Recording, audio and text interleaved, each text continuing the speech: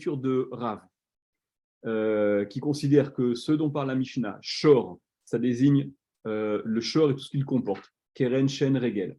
Et Mav'e, c'est Adam. Donc, la grille de lecture à donner à cette Mishnah d'après Rav, elle doit être cohérente également. Et lorsque la Mishnah formule Lo Hare Ashor Ke Hare Mave, Velo Hare Mave Ke Hare Ashor, on n'aurait pas pu déduire le Mav'e, c'est-à-dire Adam d'après Rav, de Shor, et on n'aurait pas pu non plus déduire Shor de Adam, de l'homme. Donc la Gemara a expliqué, c'était pourquoi n'aurait-on pas pu déduire Adam de Shor? Parce que Shor, il a une khumra supplémentaire, il y a une rigueur, il y a une sévérité supplémentaire concernant le Shor, le taureau, lorsqu'il est mouad et qu'il est encore né, ça impose au propriétaire de payer le kofer, cette somme d'argent que les héritiers de la victime vont recevoir. Et ce qui n'est pas le cas d'un homme qui tue, il n'y a pas de kofer à payer. Et si on avait enseigné que Adam, on n'aurait pas forcément pu déduire Shor. Pourquoi? Parce que Adam, lorsqu'il lorsqu'il blesse quelqu'un, il a, vous vous souvenez, il a 5 différentes sommes à payer, donc 4 en plus du Shor qui cause un dégât, ok? Parce que le Shor, lorsqu'il cause un dégât, il n'a à payer, le propriétaire n'a à payer que Nézek, alors que lorsque c'est un homme qui cause un dégât qui porte atteinte à l'intégrité physique de son prochain, en plus du Nézek, du dégât à proprement parler, il y a ce qu'on va voir juste après, Bochette, Ripouille, Tsahar, etc. D'accord, différentes composantes à payer. Donc, on va voyez une khumra chez chacun des deux qui fait qu'on n'aura pas forcément pu déduire l'un de l'autre. Et on avait vu Tosfot. Alors, c'est ça ce que je voulais, en fait, c'est ce que je voulais voir rapidement avec vous. Ouais, j'ai un peu peur de commencer parce que j'ai peur que ça nous prenne. Bon, on va voir ce qu'on peut faire. On avait vu, alors, Tosfot, on a vu la question que Riva posait dans Tosfot. Riva demandait, mais en quoi c'est une khumra hein, que Adam, que l'homme ne paye pas, ne soit pas soumis au kofer, à cette somme qui concerne le shor, qui, lorsqu'il l'encorne et qu'il tue, doit donc payer ce kofer, ce qui n'est pas le cas de l'homme. Donc tu vois qu'il y a une sévérité supplémentaire concernant le shor. Riva, il demandait en quoi c'est une khumra, ma khumra iso, c'est pas une khumra ce truc-là. La raison pour laquelle il ne paye pas le kofer, hein, c'est en vertu du principe de kimle bederabamine. On retient la plus sévère d'entre les peines lorsqu'il y a un cumul potentiel de peines. Ça veut dire que l'homme qui tue, alors s'il est méside, il est carrément tué, il est carrément chayav mita. C'est pour ça qu'il n'a pas le kofer à payer en plus.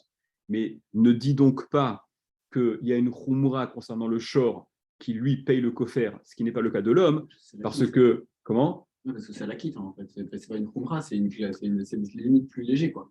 Voilà, c'est-à-dire qu'en fait, ce qu'il va subir, c'est la chose la pire. Donc, ou plutôt, c'est une façon de dire, c'est pas qu'il est fondamentalement pas concerné par le kofer, c'est qu'il ne peut pas être soumis à ce cumul de peines. En vertu du principe de Kim Lebedera Bamine, on ne retient que la chose la plus lourde. Et donc, donc, ça, c'est ce que demandait Riva. Et Riva répondait que non, mais en fait, tu vois, parce que même quand il est Shogeg, même si l'homme il a tué et qu'il a tué Béshogeg, il est aussi patour du kofer. Alors, on verra d'où on l'apprend un peu par la suite. Donc, ce n'est pas que lorsqu'il a ce Chiyuv Mita qui le concerne, qu'il est dégagé de kofer.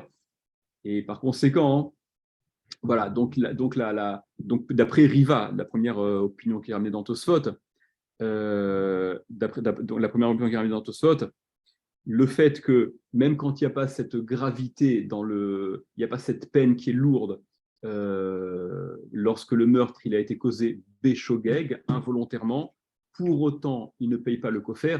Donc voilà, il y a en effet une khumra dans le shor qu'il n'y a pas chez l'homme, puisque l'homme n'est pas concerné par le kofer. Et là-dessus, il y avait deuxième opinion dans Tosfot, c'était Ri, qui disait, regardez, c'est l'avant-dernière petite hymne dans Tosfot. Veomer ri, et il dit ri, Delav picha iklal. C'est pas du tout une picha, c'est pas du tout une objection. C'est quoi l'objection? L'objection, c'est de dire quoi? C'est de dire comment tu peux faire du fait que le shor soit soumis à payer le kofer une khumra par rapport à l'homme qui lui n'est pas concerné par le kofer. D'accord, ça c'est la question qui a été posée précédemment par Riva. La raison pour laquelle il ne paie pas le kofer, c'est en vertu du principe de Kimle Bedera Bamine. C'était la question. C'est pas qu'il est pas concerné par le kofer, l'homme. Évidemment qu'il est concerné par le kofer. Seulement en vertu du principe qu'il lui est bédérabaminé, alors il n'y a pas de kofer. Mais n'en fait pas fondamentalement une khumra du shor vis-à-vis de l'homme, comme si l'homme n'était pas concerné. L'homme aussi n'est concerné, seulement il en est dispensé pour une raison annexe ou pas annexe. En l'occurrence, on retient lors d'un cumul de peine la peine la plus lourde, mais ce n'est pas que la moins lourde, celle qui est plus insignifiante, c'est pas qu'elle n'a pas, pas sa raison d'être, c'est pas qu'elle n'est pas du tout dans l'histoire, c'est qu'elle est mise de côté parce qu'on refuse ce cumul de peine. Ce à quoi Ri dit aucun rapport, c'est pas du tout le regard qu'il faut avoir. Regardez, Veomer Yediri, des lav pichaïkal, c'est pas du tout une question. La question, ah, mais en quoi c'est une khumra, c'est pas une question. Dans Tosfot, l'avant-dernière petite ligne dans Tosfot, Kerei Adam. D'accord, avant que les lignes s'élargissent en bas. Donc, Veomer Yediri, des lav pichaïkal, ça n'est pas une objection bichlal. Pourquoi? Des lo miftar mishum kimle bederabamine, parce que, d'après Ri, la raison pour laquelle l'homme n'est pas concerné par le kofer, ça n'est pas du tout en vertu du principe de kimle bederabamine. C'est pas parce qu'on serait confronté à un cumul de peines où il y a et la mort et le kofer, et donc on n'applique que la peine la plus lourde. Ça n'a rien à voir d'après Ri. D'accord? Ça n'est alors, c'est-à-dire que en fait, dès le départ, Ri dit que le kofer n'a strictement rien à voir concernant l'homme, concernant le Adam qui a tué quelqu'un. Voilà. Vekanami encher leazkir tana de bechizkia. Et voilà, il ne convient pas également de rapporter ici ce qu'on enseigne au nom de Debe Chizkia. Alors il faut que je vous explique. Je vais essayer d'expliquer oralement parce que ça prendrait trop de temps. Et sur ce Tosot là, il y a un marcha. Je vais vous dire en gros ce qu'explique le marcha. Ce qui aurait été intéressant, c'est même de voir ce que le Chazon Ish raconte là-dessus. Mais il y a une marloquette fondamentale dans ces deux opinions de Tosfot. Est-ce que la raison pour laquelle l'homme n'est pas concerné par le kofer, est-ce que c'est en vertu de ce principe-là de Kimé Betarabamine, ou bien pas du tout? Il est bichlal pas concerné, ça ne commence même pas. La nafkamina, la différence d'optique de ces deux opinions-là, elle est très importante, et ça, c'est ce que le Chazon Ish il développe en long et en large, et ce que le Yérim aussi dit, c'est que si tu dis que fondamentalement, le Adam, l'homme, il est oui concerné par le kofer, mais qu'il en est exempté par rapport à un principe de Kimé Bedarabamine, ça veut dire que au niveau de la tset idé shamaim, pour s'acquitter vis-à-vis du ciel, il n'est pas clean, et il devrait payer ce truc-là. D'après l'opinion de Ri qui dit que non, l'homme n'est absolument pas concerné par ce kofer, même la tset idé shamaim, même pour se rendre propre vis-à-vis du ciel, il n'y a rien à faire parce qu'il n'est absolument pas concerné par au sujet du kofer en tout cas. Le Maharsha, alors je dis oralement ce que le Maharsha, parce que je vais faire ça rapidement, si on le fait dans les mots, ça va être un peu long. Regardez, le Maharsha. C'est mot à mot. Alors, tu lui établis, s'applique Bédé Rabat dans le grand miné d'entre les deux peines potentielles qui le concernent à cause de sa transgression. D'accord. Tu ne lui appliques que celle qui est la plus importante, Rabat. D'accord. Alors, regardez, il y a le Maharsha sur ce Tosfot-là. Je ne sais pas si vous avez le Maharsha à la fin de Marot. Alors, qui reprend ce que Tosfot dit. Je vous le dire oralement parce que ça sera trop compliqué. Le Maharsha, ce qu'il explique en deux mots, c'est que ce que l'homme est patour du kofer, d'après Ri, d'accord, donc l'homme il n'est pas concerné par le kofer. En réalité, on voit dans la Gemara, et c'est ça ce que Tosfot ramène, Tana de Briska, etc., c'est que il y a dans la Torah la formulation, lorsqu'elle évoque le kofer, que le shor en corner, le taureau en corner doit payer, c'est marqué dans la Torah, suite à l'encornement donc, du taureau en corner, im kofer yushat alav. Si le kofer, yushat, lui est imposé, alav sur lui, sur ce taureau. Vous comprenez, quand on parle d'un chiyuv d'un animal, c'est le chiyuv du propriétaire de l'animal. Donc, et la Gemara fait la dracha, alav sur lui, sur le shor, et ça vient exclure un autre que le shor, en l'occurrence l'homme. seul le shor est concerné par le kofer et pas l'homme. Donc, il dit, ton principe, la kimli bederabamine, que tu veux ramener, que Riva a voulu rapporter pour justifier qu'il n'y ait pas de kofer, s'il y avait ce principe qui nous exemptait de kofer, qui exemptait l'homme de kofer, il n'y aurait pas eu besoin d'un pasouk duquel on apprend qu'il n'y a pas de kofer. D'accord? C'est d'un pasouk qu'on apprend qu'il n'y a pas de kofer. De im kofer yushat alav sur lui, sur le shor et pas sur l'homme. Donc, la raison pour laquelle l'homme n'est pas tour de kofer, c'est de ce pasouk-là, alav, c'est une dracha qui est faite dans la Gemara, et non pas de Adam. Et ce qu'il est pas tour le ptour du mammon, de l'argent, de ce qu'il a pu endommager au moment de la mort, c'est-à-dire que lorsque le coup porté, il a non seulement causé la mort, mais il a aussi causé des dégâts d'ordre financier, le ptour, l'exemption, le fait qu'on soit acquitté de cette autre peine d'ordre financier qui est concomitante à la peine de mort parce qu'il a tué. Alors ça, on l'apprend de ce fameux Tana de Bechizkia, de cet enseignement de Bechizkia, qui de la Torah apprend que Ben Shogeg, Ben Mezid, Ben Mitkaven, Ben Lo Mitkaven, c'est-à-dire que Tana de Bechizkia, il fait un rapport, il fait une espèce de pont entre la Torah qui formule, la Torah elle formule au sujet du shor et de l'homme, le shor qui tue ou l'homme qui tue. Et de cette juxtaposition-là, Tana de Bechizkia, il fait le pont justement et il déduit ce qui est valable pour l'un, enfin, c'est pas, il faudrait que je vous le montre, mais en tout cas, ce qu'il va en déduire, c'est que le coup mortel ait été porté shogeg ou méside, involontairement, volontairement. C'est de là qu'on apprend que lorsqu'il y a ce cumul potentiel de mammon avec mita, qu'on est dispensé de mammon, et ceux qu'on n'est pas tour, ben be mitkaven, ben be en mitkaven, et ce qu'on n'est pas tour, qu'on ait été mitkaven ou qu'on n'ait pas été mitkaven, on l'apprend également de cet enseignement de Bechizkia, après qu'on ait déduit que à lave, ça venait exclure le riouf de kofer chez l'homme et ne le désignait que vis-à-vis de l'animal. Bon, je ne sais pas si j'étais très clair, il faudrait être un peu plus lent, mais voilà, vous le reverrez à tête reposée. C'est Tosfot, voilà, c'est Tosfot, c'est ce que dit le Maharsha. Voilà, je vous dis, le Chazon Ish qui développe cette idée-là, l'importance que ça a, c'est au regard du Riyuv Bidei Shamaim. Voilà, en gros, bon, on va s'en tenir à ça pour l'instant. Alors, revenons à la Gemara.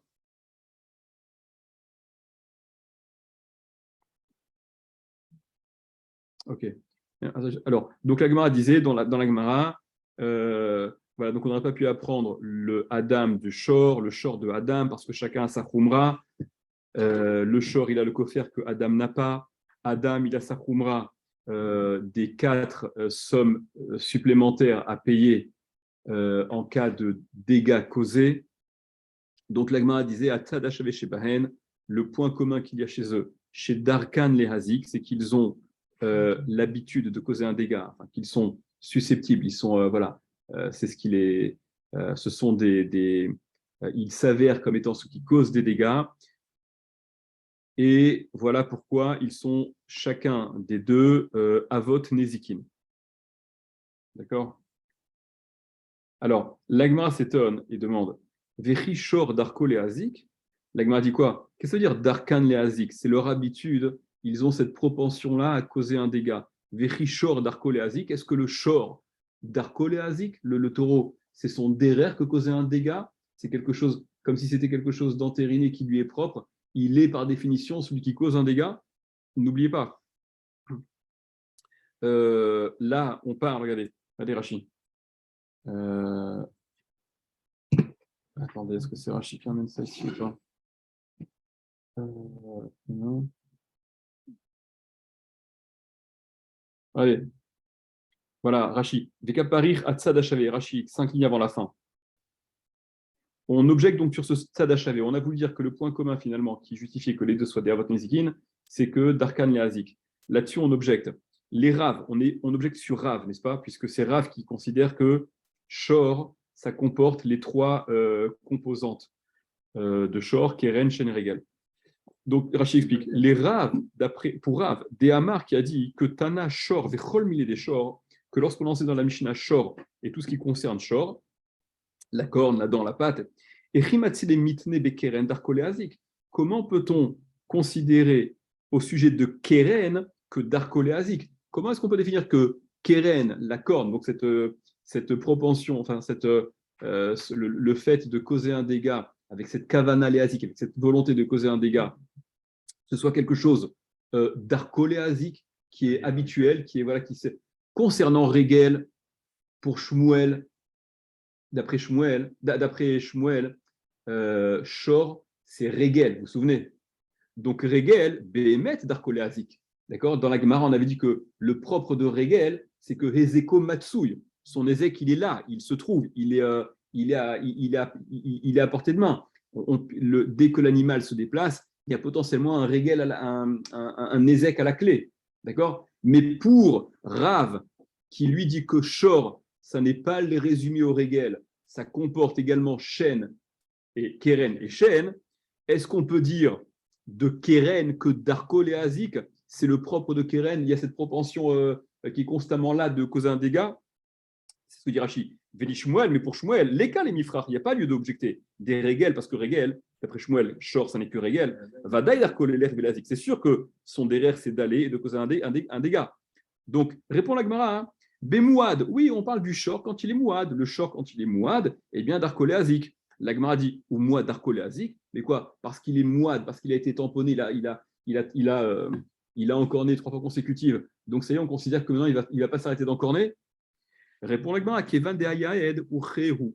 Puisqu'il a été mouad, il a basculé dans la catégorie de mouad, eh bien, nous considérons que Ucheu, en effet, ça devient son habitude. On peut considérer que c'est Darko Léazik. La Gemara objecte également sur Rav. Toi, Rav, qui interprète que Mavae de la Mishnah, ça désigne le Adam, l'homme, Adam, Darko Léazik. Un homme, c'est son derrière d'être mazik. À tout bout de champ, il va être mazik. C'est pas vrai, c'est pas le cas. Répond la Gemara, Beyachen, quand il dort. Ah, Yachen Darko Léazik, quand il dort, c'est son habitude d'être mazik. Kevan des Kaïf ou Pachit ou Réou, puisque quand il dort, un type, il s'étend, il se redétend, ok, il bouge sans se contrôler, donc c'est considéré comme Uré Léazik, c'est-à-dire, Rashi, des Kaïf ou Pachit, 3 lignes avant la fin. Être raglable, donc c'est ses pieds, d'accord, il tend, il détend. Uréou, c'est l'habitude, c'est ce qui se passe. Les shaber kelim chez Betsad Margelotav, de casser les objets qui seraient à côté de ses pieds. C'est un peu étrange en passant parce que ça signifierait que le darkoléasique de Mav'e, donc qui désigne Adam d'après Rav, ça parlait du Adam de l'homme quand il est en train de dormir, ce qui est un peu réducteur quand même par rapport à la compréhension qu'on en avait dans un premier temps. Poursuit la Gemara. La Gemara objecte cette fois-ci par rapport à l'emploi des expressions. Ushmiratan alecha. La Mishnah, vous vous souvenez, elle donnait en guise de conclusion comme paramètre commun, comme dénominateur commun à ces arba vot nezikin que shmiratan alecha. Leur garde alecha, elle est sur toi, elle t'incombe. Mais d'après Rav, que Mav et ça désigne l'homme, Adam, shmirat gufo ala. L'homme, sa propre surveillance est sur lui. C'est à l'homme qu'il importe d'être vigilant et de garder sa propre personne. On ne dit pas la garde de ton taureau, elle est sur toi, mais la garde de l'homme, elle n'est pas sur toi, comme si on s'adressait à quelqu'un d'autre. Donc l'expression, elle pose problème. Donc, façon d'objecter à Rav, comment Rav peux-tu penser que Mavé, ça désigne Adam? Si Mavé, ça désigne Adam, l'expression Shmiratan Alecha, leur garde, elle t'incombe, ça va très bien lorsqu'on parle de Shor, du bord, du feu, mais de Adam, c'est l'homme qui est responsable de lui-même, c'est pas sur toi, tu n'es pas responsable d'un autre homme.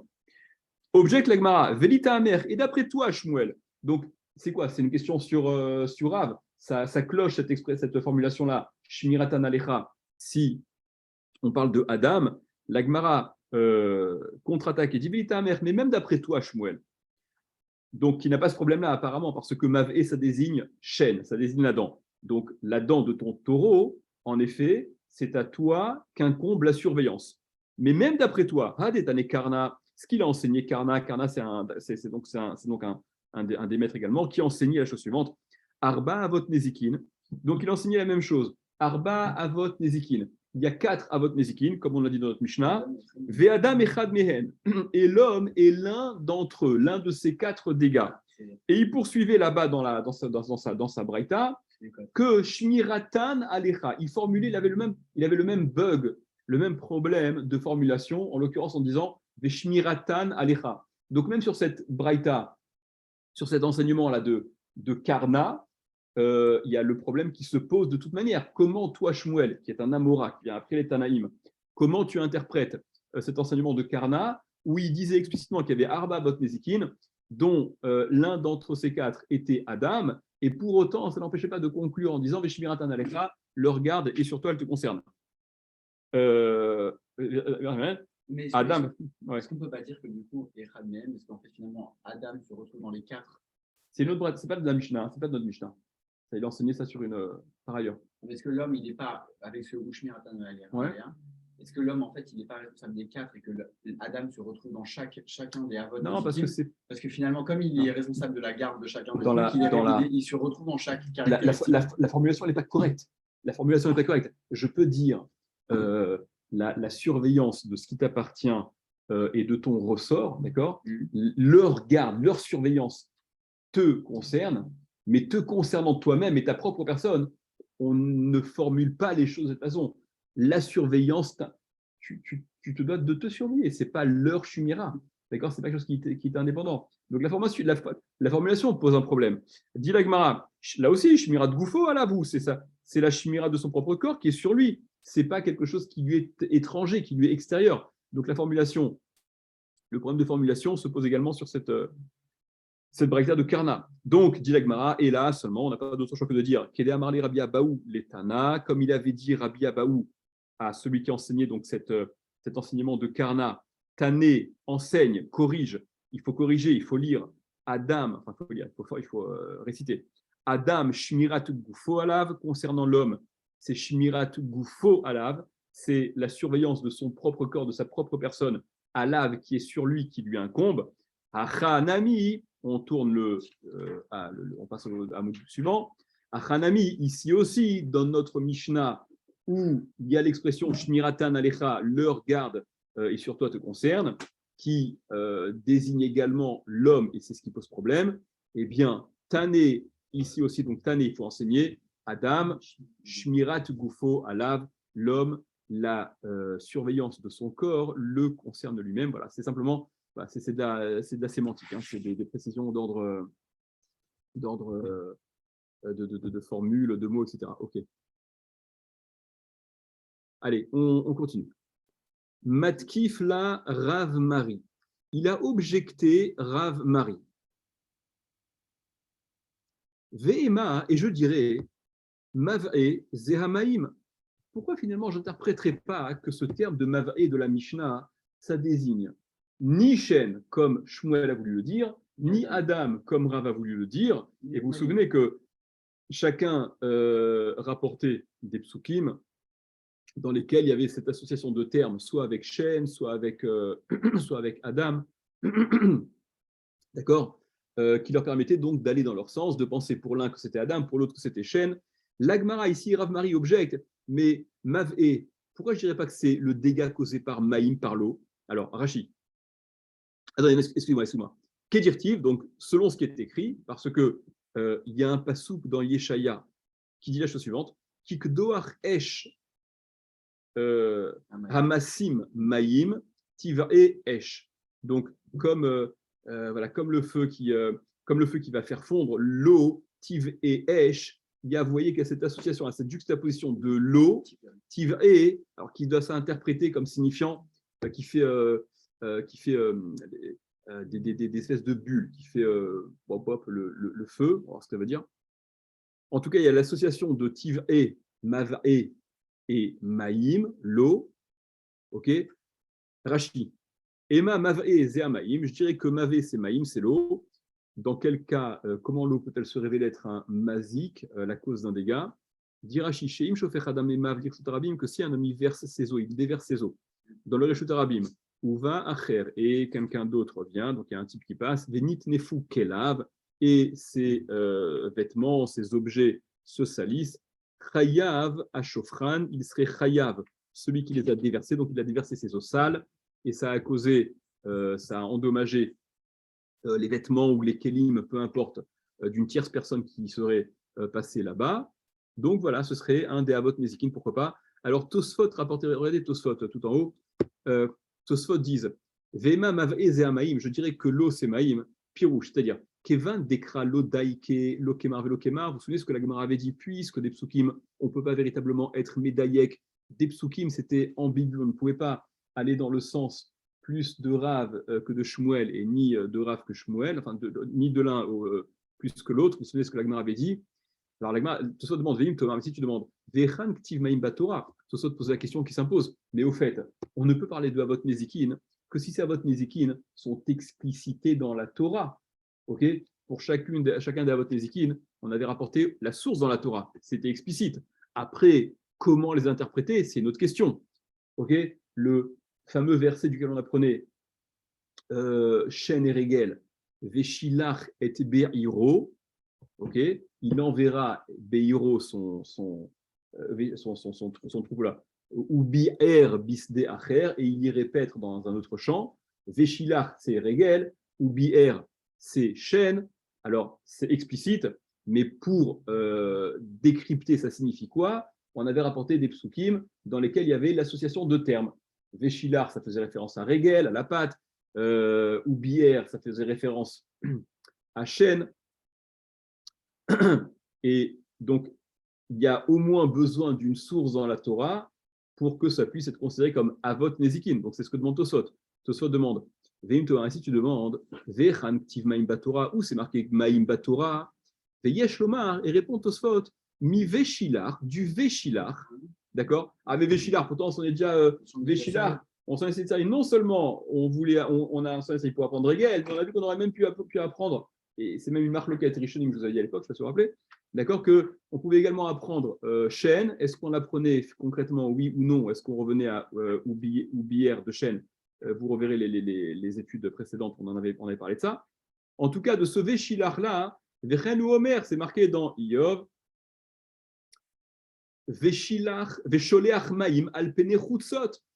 Le Véchilar qu'il y a dans la Torah, peut-être qu'il fait allusion finalement à Maïm, à l'eau, parce qu'il y a une association de termes de ce Véchilar, de cette racine, la Véchilar, avec l'eau dans Iyov, Vesholeach Maïm Alpene Chutzot, qui envoie l'eau à l'extérieur, okay, etc. Voilà, bon, je ne continue pas le Tosot. En tout cas, la proposition, elle n'est pas totalement.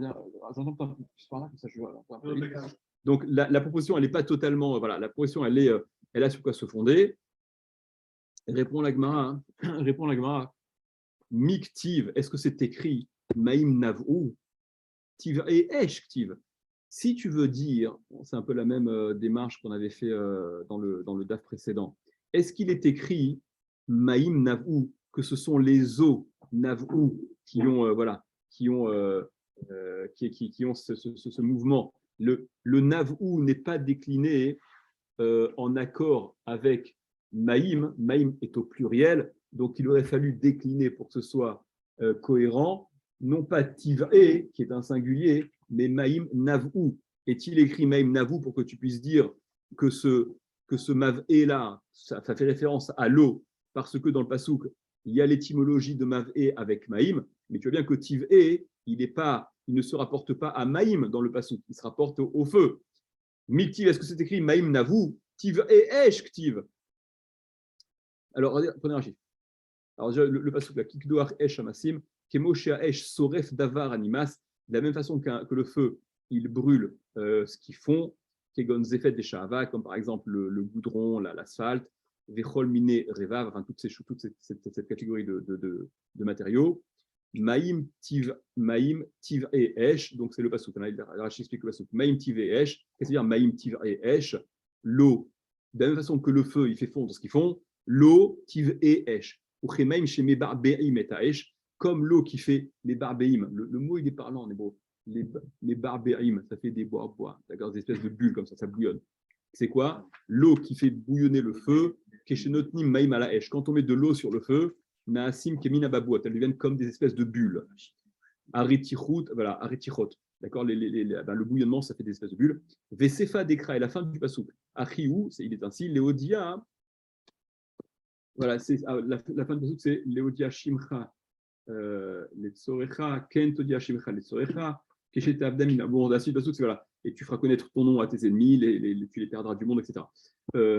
Alors, l'Agmara demande, ne dis pas que l'association de Mavé, elle porte sur l'eau, puisque la déclinaison, elle n'est pas adaptée. Si tel était le cas, Miktiv Maïm Navou, est-ce que c'est marqué Maïm Navou? Est-ce que le Navou, il est décliné sur Maïm? Lachon Rabim, au pluriel, puisque l'eau c'est pluriel, Maïm, la terminaison de Maïm. Je n'entendais pas avec nous.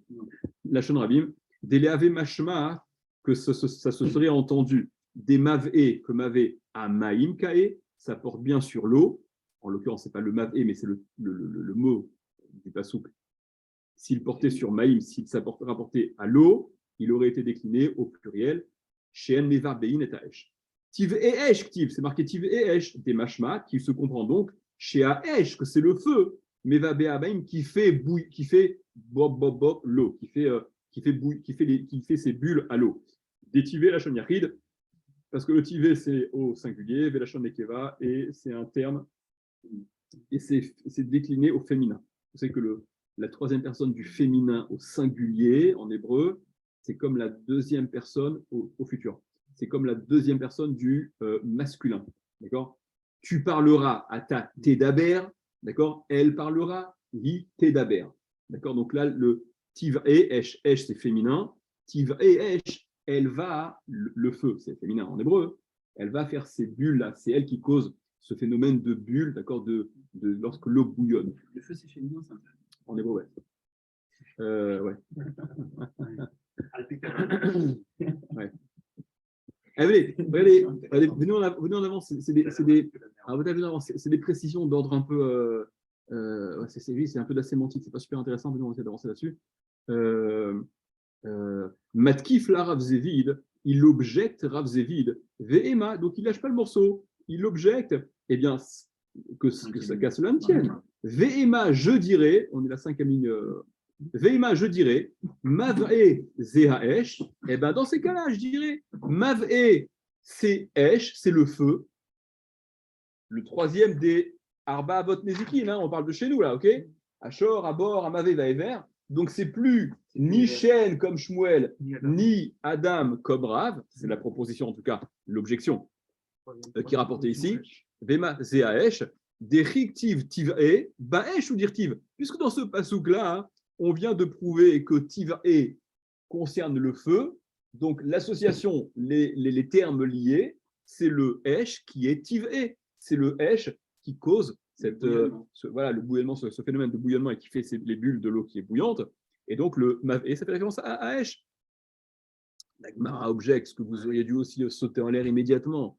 Yari, si c'est comme ça, Maï Amav Evea Ever. Dans ces cas-là, c'est quoi ce que la Mishnah dit? Amav Evea Ever. Ever, c'est le feu. Donc elle dit quoi la Mishnah? La Mishnah dit Amav et le feu et Ever le feu. Aoda, on répète deux fois la même chose. Vechi Teima Pirusheka Mefaresh. Et si tu dis non, la Mishnah, elle explique que Mav et Vea Ever, Mav ce serait le feu, justement.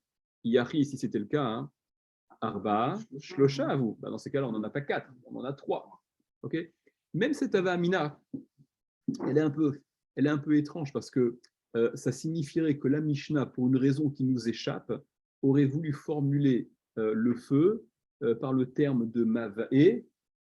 Et on se demande pourquoi. Autant Tosfot avait rapporté, je ne sais pas si vous vous rappelez, Tosfot, je ne sais plus qui rapportait que c'était Tosfot, je crois, que Shen et Regel, on les formule dans la Mishnah sous d'autres termes que Shen et Regel, parce que dans la Torah aussi, on les déduisait d'un autre terme, d'accord? Veshilach ze Regel, ou Bi'er ze Shen, ok?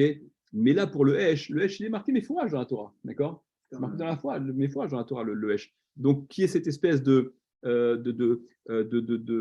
d'anacha mukdemet, enfin de supposition, d'hypothèse qui précède à ce qui est dit, que le Hesh aurait été défini au moyen de Mavé, d'accord, alors que Ever c'est Albir ou Chametz, c'est un terme qu'on connaît, plus proche du feu, de la destruction que Mavé. Alors, là, quoi qu'il en soit. Pour le bio, il n'y a pas forcément besoin de bio, il n'y a pas besoin de Hesh. Non, mais c'est pas grave. La destruction, ça, d'abord ça, c'est la requête Rabbi Yehuda, Hamim par rapport à Hametz, etc. Mais le terme de l'Evaer, de Ever, il désigne le feu. C'est pas quelque chose c'est pas quelque chose. Voilà, c'est pas quelque chose de. On n'a pas besoin d'aller trouver un passouk, aucun rapport, pour faire cette association d'idées, etc. Alors quoi qu'il en soit, l'Agma dit, mais même si tu voulais dire que c'est l'explication qu'on est en train de donner, Mavé, Aéver, c'est quoi Mavé? C'est Ever, c'est le feu. On aurait donc un total de 3 et non pas 4. Or, la Mishnah annonce Arba Avot Nezikin. On parle de 4 Avot Nezikin. Vechi Tema, ici tu dis Tana Shor Deit Betarte, que non, on a enseigné Shor qui contient les deux. Alors, lesquels deux? Parce que jusqu'à présent, on n'avait jamais vu que Shor ça contenait deux. On avait vu d'après Shmuel que Shor, ça n'est que Regel. Pour Rav, c'est les trois, Keren, Shen et Regel. Donc, de quels deux s'agit-il contenu dans Shor? Regardez Rashi.